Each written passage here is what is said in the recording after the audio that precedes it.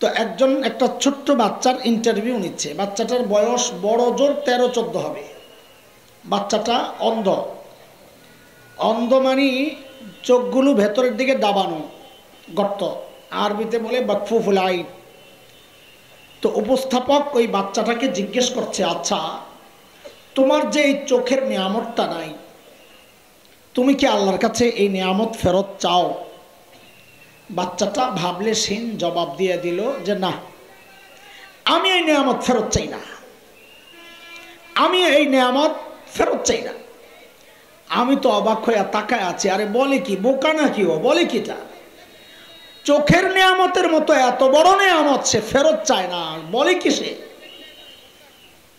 আহা,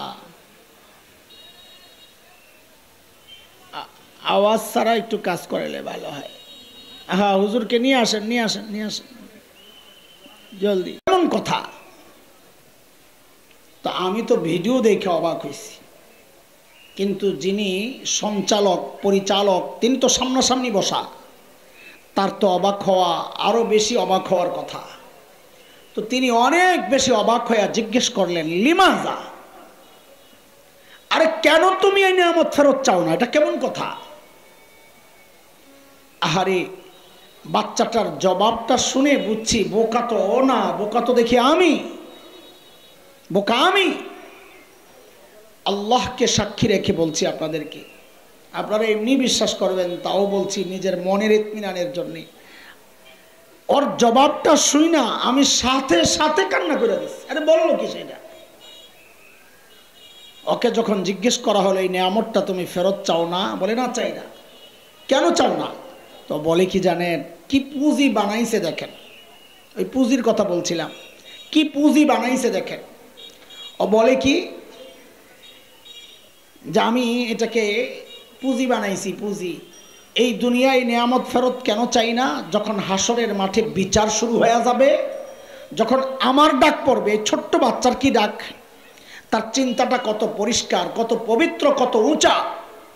বলে যখন আমার ডাক পড়বে, আমি দুনিয়ায় নিয়ামত ফেরত এই জন্যে চাই নাই, সেদিন যেন পুঁজি হিসাবে পেশ করতে পারি। যখন আমার ডাক পড়বে তখন যেন আমি আমার মালিকের সামনে নত জানু হয়ে বলতে পারি, ও আমার মালিক, ও আমার মালিক, দুনিয়ায় তো তুমি আমার এই নিয়ামতটা দেও নাই, ওগো মালিক, ওই উসিলায় কি আজকে আমার আযাবটা একটু কমায়া দেওয়া যায় না মালিক? আমি কাঁদতেছিলাম ঠিক উল্টা চিন্তা করে, যাহারে ঠিক উল্টা প্রশ্নটাই যদি আমাকে করা হয় তো আমি কি জবাব দেব? আমার যখন হিসাব দেওয়ার টাইম আসবে, আমি যখন আমার মালিকের সামনে দাঁড়াবো, তা আমার মালিক যদি ঠিক উল্টা প্রশ্নটাই আমাকে করেন, এরে হাসান জামিল, তোকে তো এই চোখের নিয়ামতটা দিছিলাম, তুই তো ভোগও করছস, এখন আযাবটা একটু বাড়াইয়া দেই, তো আমি কি জবাব দেব? তোকে তো এই জবানের নিয়ামত দিছিলাম, তুই তো ভোগও করছস, এখন আযাবটা একটু বাড়াইয়া দেই, তো আমি কি জবাব দিব? যুবক, তুমি কি জবাব দিবা? বাবা কি জবাব দিবেন? কি পুঁজি আছে আপনার কাছে? আমাদের নাই, সেই জন্য কাঁদতেছি। আপনার কি আছে পুঁজি বলেন, কি জবাব দিবেন? মালিককে টাইম দেওয়ার সময় আমার হাতে নাই। সময় বন্ধ একদিন আসবে, কসম আল্লাহর, সময় একদিন আসবে, সেদিন চিৎকার করে করে কাঁদতে হবে আর বলতে হবে, ইয়া লাইতানি কদ্দামতু লিহায়াতি, আরে সময় মতো কেন পুঁজি বানায় আসলাম না, সময় মতো কেন পুঁজি বানায় আসলাম না, এখন তো পুঁজি শূন্য, কি করলাম জীবনে? যুবক, অনেক যুবক দেখা যায়, মাশাআল্লাহ, আমার খুব ভালো লাগতেছে। শোন, পুঁজি বানাও ভাই, বাবা পুঁজি বানাও, বাবা পুঁজি বানান, পুঁজি বানান, পুঁজি তো লাগবে। পুঁজির ছোট্ট একটা গল্প শোনাইয়া আবার আমি আমার জায়গায় ফেরত যাব ইনশাআল্লাহ। গত বছরের গল্প। আমার মাদ্রাসার এক শিক্ষক একদিন আমার অফিসে আমাকে বলছেন, ভাই আপনারে একটা ভিডিও দেখাই, আসেন। তো তার মোবাইলে কোনো এক আরব দেশের এক টেলিভিশনের একটা প্রোগ্রাম, সাক্ষাৎকার পর্ব, ইন্টারভিউ। তো একজন একটা ছোট্ট বাচ্চার ইন্টারভিউ নিচ্ছে। বাচ্চাটার বয়স বড় জোর 13-14 হবে। বাচ্চাটা অন্ধ। অন্ধ মানে চোখগুলো ভেতরের দিকে দাবানো, গর্ত, আরবিতে বলে বাকফুফুল আইন। তো উপস্থাপক ওই বাচ্চাটাকে জিজ্ঞেস করছে, আচ্ছা তোমার যে এই চোখের নিয়ামতটা নাই, তুমি কি আল্লাহর কাছে এই নিয়ামত ফেরত চাও? বাচ্চাটা ভাবলে সিন জবাব দিয়ে দিল যে না, আমি এই নিয়ামত ফেরত চাই না, আমি এই নিয়ামত ফেরত চাই না। আমি তো অবাক হয়ে তাকায় আছি, আরে বলে কি, বোকা নাকি ও, বলে কিটা? চোখের নিয়ামতের মতো এত বড় নিয়ামত সে ফেরত চায় না, বলে কি সে? আহা, আওয়াজ ছাড়া একটু কাজ করলে ভালো হয়। হ্যাঁ, হুজুরকে নিয়ে আসেন, নিয়ে আসেন, নিয়ে আসেন জলদি। এমন কথা। তো আমি তো ভিডিও দেখে অবাক হয়েছি, কিন্তু যিনি সঞ্চালক পরিচালক তিনি তো সামনাসামনি বসা, তার তো অবাক হওয়া আরো বেশি অবাক হওয়ার কথা। তো তিনি অনেক বেশি অবাক হয়ে জিজ্ঞেস করলেন, লিমাজা, আরে কেন তুমি এই নিয়ামত ফেরত চাও না? এটা কেমন কথা? আহারে, বাচ্চাটার জবাবটা শুনে বুঝছি বোকা তো ও না, বোকা তো দেখি আমি, বোকা আমি। আল্লাহকে সাক্ষী রেখে বলছি আপনাদেরকে, আপনারা এমনি বিশ্বাস করবেন তাও বলছি নিজের মনের ইতমিনানের জন্য। ওর জবাবটা শুই না আমি সাথে সাথে কান্না করে দিচ্ছি। আরে বললো কি সেটা? ওকে যখন জিজ্ঞেস করা হলো এই নিয়ামতটা তুমি ফেরত চাও না, বলে না চাই না। কেন চাও না? তো বলে কি জানেন, কি পুঁজি বানাইছে দেখেন। ওই পুঁজির কথা বলছিলাম, কি পুঁজি বানাইছে দেখেন। ও বলে কি যে আমি এটাকে পুঁজি বানাইছি, পুঁজি। এই দুনিয়ায় নিয়ামত ফেরত কেন চাই না? যখন হাসরের মাঠে বিচার শুরু হয়ে যাবে, যখন আমার ডাক পড়বে, ছোট্ট বাচ্চার কি ডাক, তার চিন্তাটা কত পরিষ্কার, কত পবিত্র, কত উঁচা। বলে যখন আমার ডাক পড়বে, আমি দুনিয়ায় নিয়ামত ফেরত এই জন্যে চাই নাই, সেদিন যেন পুঁজি হিসাবে পেশ করতে পারি। যখন আমার ডাক পড়বে তখন যেন আমি আমার মালিকের সামনে নত জানু হয়ে বলতে পারি, ও আমার মালিক, ও আমার মালিক, দুনিয়ায় তো তুমি আমার এই নিয়ামতটা দেও নাই, ওগো মালিক, ওই উসিলায় কি আজকে আমার আযাবটা একটু কমায়া দেওয়া যায় না মালিক? আমি কাঁদতেছিলাম ঠিক উল্টা চিন্তা করে, যাহারে ঠিক উল্টা প্রশ্নটাই যদি আমাকে করা হয় তো আমি কি জবাব দেব? আমার যখন হিসাব দেওয়ার টাইম আসবে,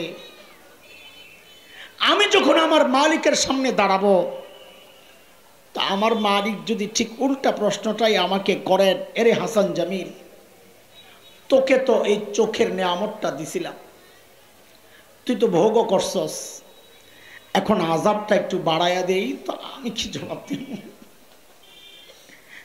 তোকে তো এই জবানের নিয়ামত দিছিলাম, তুই তো ভোগও করছস, এখন আযাবটা একটু বাড়াইয়া দেই, তো আমি কি জবাব দিব? যুবক, তুমি কি জবাব দিবা? বাবা কি জবাব দিবেন? কি পুঁজি আছে আপনার কাছে? আমাদের নাই, সেই জন্য কাঁদতেছি। আপনার কি আছে পুঁজি বলেন? কি জবাব দিবেন? কার কি পুঁজি আছে বলেন? পুঁজি আছে, নাই যে তা না, পুঁজি তো আছে, পুঁজি আছে, পুঁজি আছে। গুনাহ, গুনাহ, গুনাহ, গুনাহ, গুনার পুঁজি আছে, গুনাহ। চুল পাইকা সাদা, গুনাহ ছাড়তে পারি না। দাড়ি পাইকা সাদা হয়ে গেছে, গুনাহ ছাড়তে পারি না। কবে ছাড়বেন জিজ্ঞেস করি, কবে ছাড়বেন? আর কত বলেন তো? হইছে তো, থামেন না, হইছে তো, অনেক করছে। যুবক, তুই ভাবিস না আল্লাহ তোরেও চুল পাকা পর্যন্ত সুযোগ দিবেন, দাড়ি পাকা পর্যন্ত সুযোগ দিবেন না রে বাপ, না। কত বাবাকে দেখলাম সন্তানের লাশ কাঁদে নিয়ে যাইতেছে। আরে কে জানে এই মজলিসেও এমন কেউ আছে যার খবর নাই, ও বসে আছে এখানে, ওর কাফনের কাপড় চলে গেছে দোকানে, কে জানে? এমনও তো হইতে পারে কালকে খবর পাইতে পারেন, আরে কালকে যে বয়ান করে গেল ভাঙ্গা গলাওয়ালা হুজুরটা হাসান জামিল বলে দুনিয়ায় নাই, এই খবরও তো আসতে পারে। কোন ভরসায় ভাবে চলতেছি? আরে গুনাওয়ালা চোখগুলা নিয়ে মালিকের সামনে দাঁড়াবো কেমনে বলেন তো? এই গুনাওয়ালা হাত পাও নিয়ে মালিকের সামনে দাঁড়াবো কেমনে? কোন মালিক? যে মালিক আমাদেরকে এত ভালোবাসেন, এত ভালোবাসেন, আহা কত ভালোবাসেন মালিক, কত ভালোবাসেন। কোনদিন ভেবেছেন? হ্যাঁ, আরে আমি আপনি যখন গুনাহ করি, দরজা লাগানো জানালা আটকানো, ভেতরে গুনাহ চলতেছে, আর আমার মালিক আমাকে কত ভালোবাসেন। যার নাফরমানি করতেছি সেই মালিক কত ভালোবাসেন, ভেতরে গুনাহ চলতেছে, আর আমার মালিক দরজার নিচের ফাঁক দিয়া আমার জন্য বাতাস আর অক্সিজেন পাঠায়া দেন যেন আমি মইরা না যাই। ওই মালিকের নাফরমানি আর কত কাল? এরে যুবক ভাই, আমার অত্যন্ত মহাব্বতের ভাই, চলে আসছেন, আমি চলে যাব, ছেড়ে দিচ্ছি। তোদেরকে বলি, আমার কথাগুলো যদি তোদের হৃদয়ে টাচ না করে, নাও করতে পারে, আমি নিজে অপরাধী গুনাহগার, আমার কথা তোর হৃদয় পর্যন্ত পৌঁছতে নাও পারে। যদি না পৌঁছে, এর চেয়ে ভালো করে বলার বুঝানোর ক্ষমতা আমার নাই রে ভাই। আমি বলি কি, শেষ কথা একটা, আমি বলি কি, তোদের হৃদয়ে যদি টাচ না করে তো তোরা আমার সামনে আয় না, আমার সামনে আয়, আমার সামনে আয়, তোদের পাওগুলা আমার সামনে মিলে দে, আমি ওই পাওগুলারে জড়াইয়া ধইরা সারা রাত বসে বসে কান্দি, তাও তোরা গুনাহ ছেড়ে দে।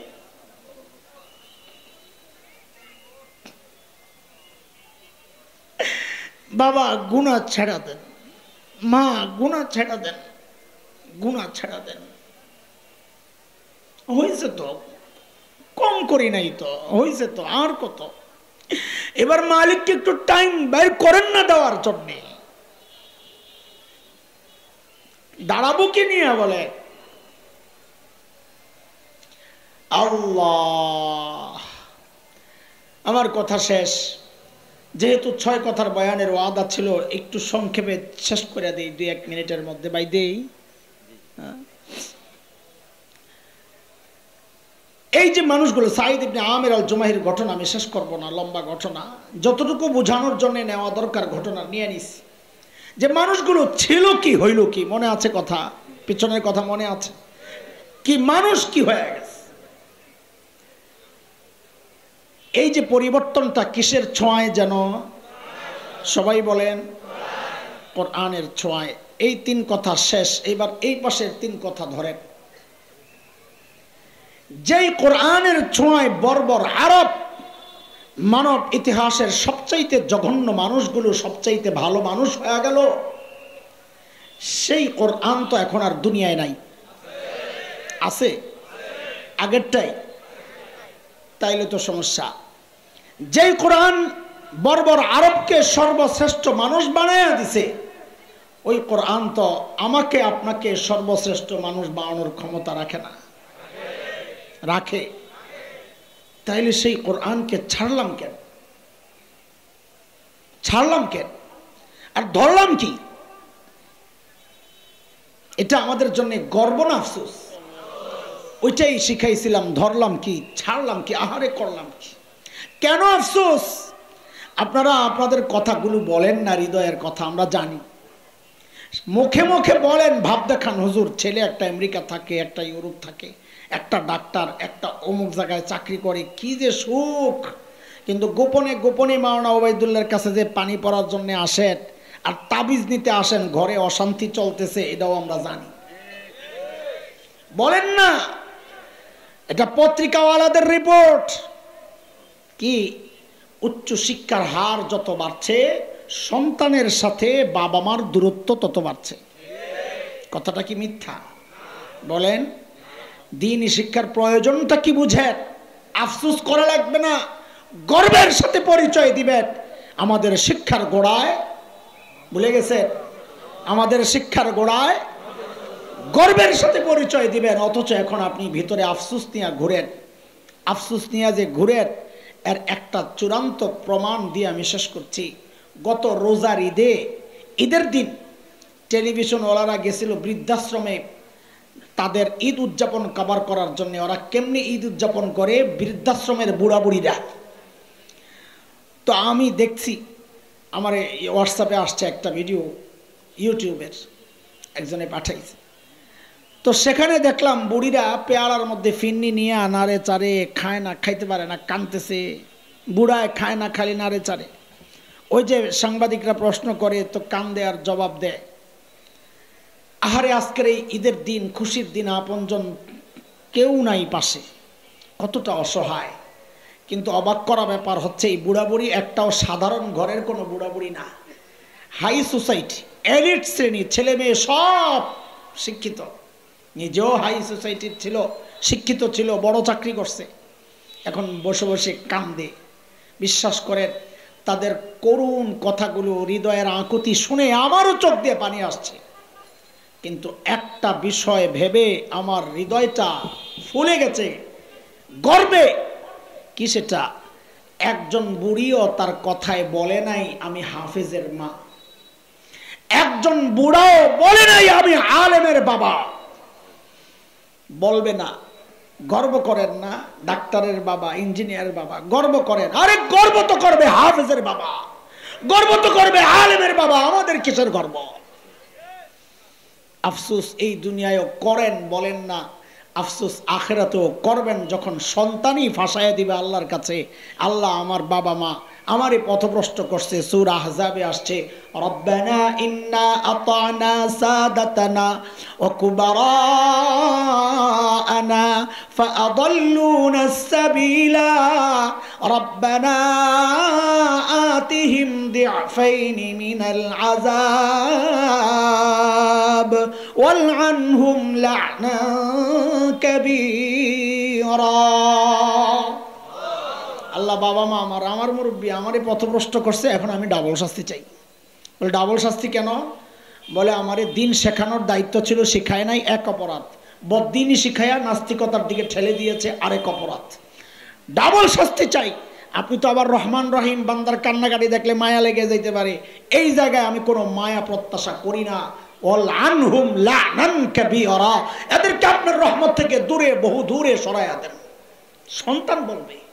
অথচ যদি এই আমাদের কি মাদ্রাসা সবুজ কানন দারুল হিদায়া পাঠাইতেন, তো মরলেন আর সন্তানের দোয়া চলতে থাকতো, রব্বির হামহুমা কামা রব্বায়ানি সগীরা। করলেনটা কি জীবনে? আল্লাহ তাআলা সহি বুঝদেন। রাগ হয়েন না, আগেই বলছি, মাফ করে দিয়েন। কষ্ট পাইছেন, মাফ করে দিয়েন। আমাদের কাজ আপনাদেরকে বুঝাইয়া হৃদয়ের ভেতরে আফসোসের আগুনটা জ্বালায়া যদি দিতে পারি, যদি ওই আগুনের জ্বলন সইতে না পাই, আমাদের কাছে চলে আসেন, তো আমরা বুকে জড়াইয়া মাদ্রাসায় নিয়ে আপনার ঘরে ওই ধান্দাই তো আছি। আমরা সবাইকে নিয়েই আল্লাহর কাছে যেতে চাই জান্নাতে ইনশাআল্লাহ তাআলা।